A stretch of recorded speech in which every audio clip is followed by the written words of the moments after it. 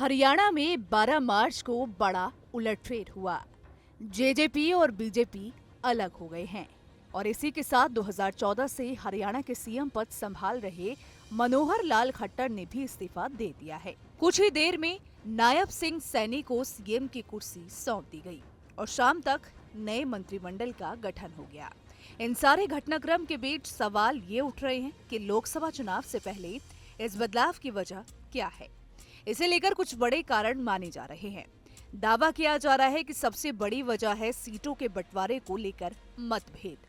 हरियाणा में लोकसभा की 10 सीटें हैं। मीडिया रिपोर्ट्स के अनुसार जेजेपी प्रमुख और डिप्टी सीएम दुष्यंत चौटाला 10 में से 2 सीटों की मांग कर रहे थे, लेकिन बीजेपी सिर्फ 1 सीट देने को तैयार थी। इसे लेकर सोमवार को यानी कि 11 मार्च को बीजेपी अध्यक्ष जेपी नड्डा और दुष्यंत चौटाला की बैठक भी हुई। दावा किया जा रहा है कि 45 मिनट चली इस बैठक में समझौता नहीं हो सका। जेजेपी भिवानी, महेंद्रगढ़ और हिसार लोकसभा सीटों की मांग कर रही थी, लेकिन बीजेपी तैयार नहीं थी। हालांकि दोनों पार्टियों में पिछले साल से ही मनमुटाव चल रहा था। जून 2023 में दुष्यंत चौटाला ने कहा था कि वो उचाना कला से चुनाव लड़ेंगे, लेकिन हरियाणा बीजेपी अपने पूर्व केंद्रीय मंत्री बीरेंद्र सिंह की पत्नी प्रेमलता को यहां से विधायक बनाना चाहती थी।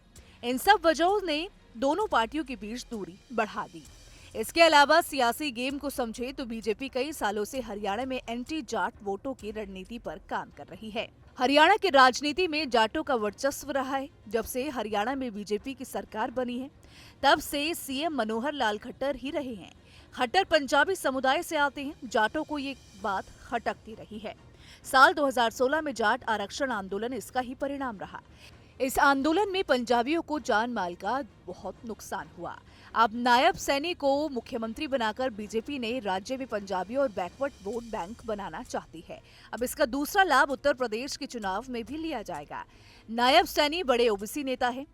हरियाणा में जातिगत जनगणना तो नहीं हुई, लेकिन पिछले साल परिवार पहचान पत्र स्कीम के तहत सामान्य एससी, बीसी और बैकवर्ड क्लास के परिवारों के कुछ आंकड़े सामने आए हैं।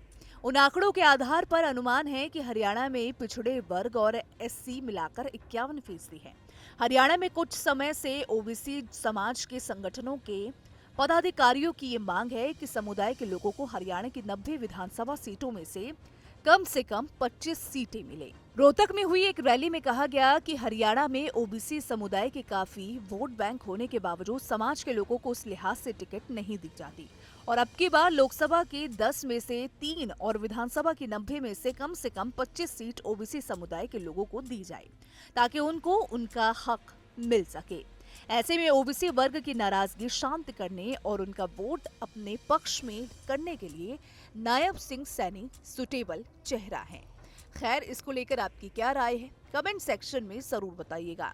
वीडियो पसंद आए तो वीडियो को लाइक, शेयर करना ना भूलें।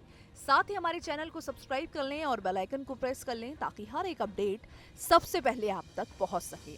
और चलते चलते एक जरूरी जानकारी, आपको न्यूज नेशन के यूट्यूब चैनल पर एक ज्वाइन बटन दिख रहा होगा। इस बटन पर क्लिक करके आप चैनल की पेड मेंबरशिप ले सकते हैं। बटन पर क्लिक करके आपको इसके बारे में ज्यादा जानकारी मिल जाएगी। तो देश दुनिया की तमाम बड़ी खबरों के लिए आप बने रहें हमारे साथ, देखते रहें न्यूज नेशन।